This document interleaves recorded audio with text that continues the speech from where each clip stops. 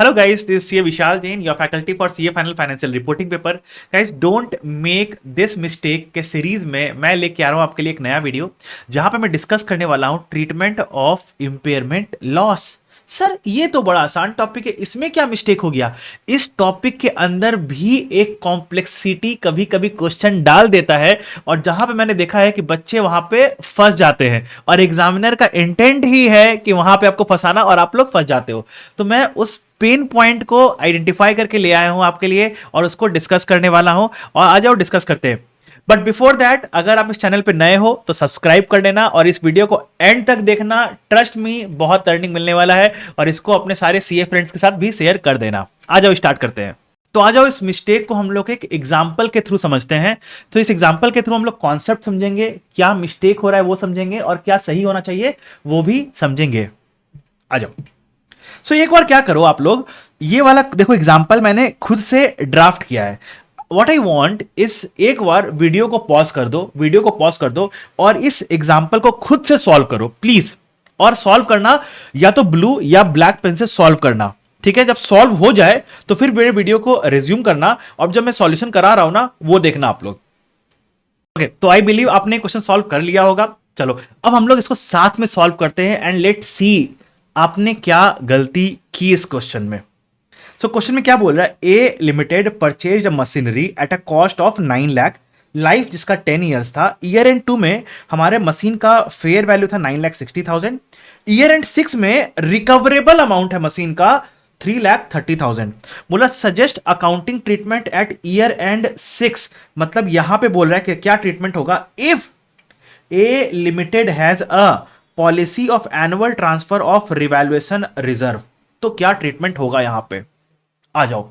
So basically ये जो मैंने हाईलाइट किया है ना, ये वाला एरिया, ये जो हाईलाइट किया है ना, बच्चे इसी के कारण मिस्टेक कर रहे थे एग्जाम में। सो मैं आपको पहले क्वेश्चन समझाता हूं, क्वेश्चन को एक बार एक डायग्राम में प्लॉट करके पहले क्वेश्चन समझाता हूं, क्वेश्चन को स्टेप बाय स्टेप सॉल्व कराता हूं, आपको अपने आप अपना गलती रियलाइज हो जाएगा। नाउ आ जाओ। तो बोला असेट को परचेज कितना में किया था? 9 लाख में परचेज किया था। असेट को हमने परचेज किया था 9 लाख में, लाइफ 10 इयर्स था। सो डेप्रिसिएशन पर ईयर कितना आ गया? 90,000। सो नाउ ईयर एंड 2 में आए, देखो यहां पे दिया हुआ ना, ईयर एंड 2 में फेयर वैल्यू 960 है।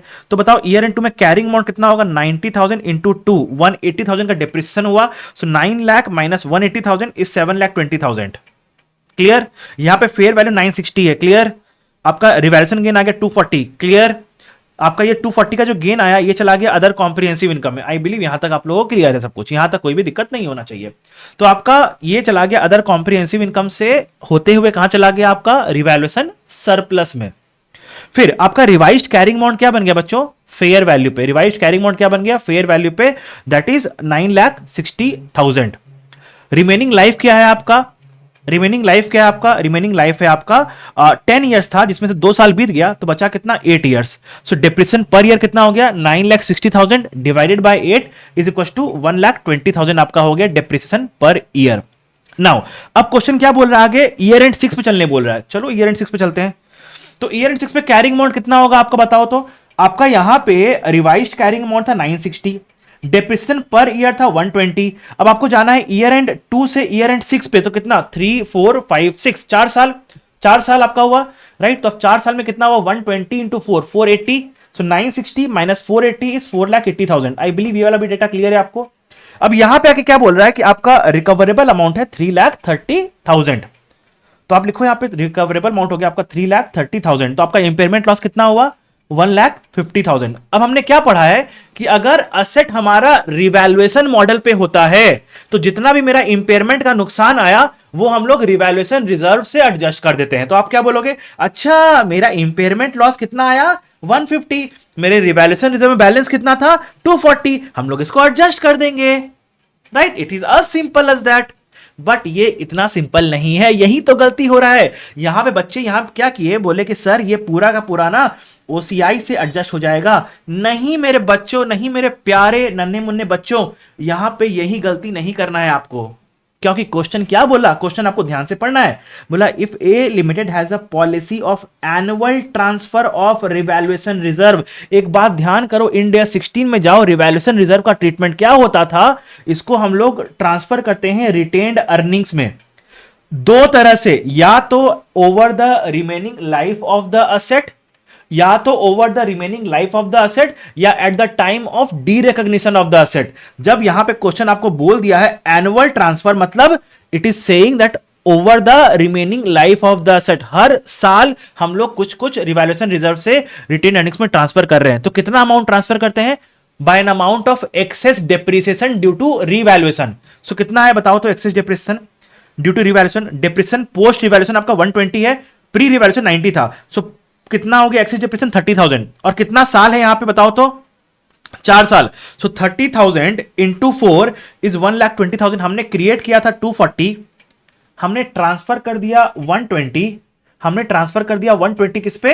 रिटेन्ड अर्निंग्स को ट्रांसफर कर दिया। तो बचा कितना? 1,20,000। बचा कितना? सो रिवैल्यूएशन सरप्लस में बचा कितना? 1,20,000। तो आप क्या बोलोगे कि यहां पे जो ओसीआई ये आया ना आपका रिवैल्यूएशन इंपेयरमेंट का नुकसान, ये आप बोलोगे इसमें से 1,20,000 पहले आपका अदर कॉम्प्रिहेंसिव इनकम से जाएगा। अब जो रिमेनिंग बच गया 30,000, जो रिमेनिंग बच गया 30,000 वो जाएगा आपका पी एंड एल में।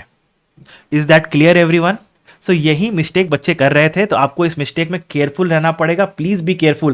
क्वेश्चन आपको बोलेगा एनुअल ट्रांसफर, एनुअल ट्रांसफर का वर्ड यूज करेगा क्वेश्चन, या policy of transfer to retained earnings annually, या ओवर द रिमेनिंग लाइफ। आपको क्वेश्चन ध्यान से पढ़ना और देखना ये लाइन एग्जिस्ट कर रहा है क्या। अगर ये लाइन एग्जिस्ट करता है तो आपको ये वाला ट्रीटमेंट देना पड़ेगा। आपका इस पे एक और क्वेश्चन है, आपके इंड एस 16 पे जाओगे तो एक क्वेश्चन है हेवन लिमिटेड आपके आईसीआई के मटेरियल में, that is for revaluation loss. तो ये सेम ट्रीटमेंट रिवैल्यूएशन लॉस पे भी लगाते हैं। तो एक बात समझो, इंपेयरमेंट लॉस और रिवैल्यूएशन लॉस का अकाउंटिंग ट्रीटमेंट डिट्टो सेम है, डिट्टो सेम है, दो उनका नेचर अलग अलग है। ठीक है, इंपेयरमेंट लॉस इंड एस 36 के अकॉर्डिंग आता है और रिवैल्यूएशन लॉस इंड एस 16 के अकॉर्डिंग आता है, लेकिन दोनों का ट्रीटमेंट डिट्टो सेम है। तो आपके बुक में क्वेश्चन है हेवन लिमिटेड, जाके देखो उसको भी, उसमें भी सेम ट्रीटमेंट किया हुआ होगा। सो आज के बाद ये गलती मत करना। अगर आप कुछ और गलती कर रहे हो जहां पे आपको लगता है ये कॉमनली मिस्टेक्स है, तो कमेंट में लिख के बताओ मुझे, मैं उस पर भी वीडियो बना दूंगा। That's all for day. Thank you guys, bye bye.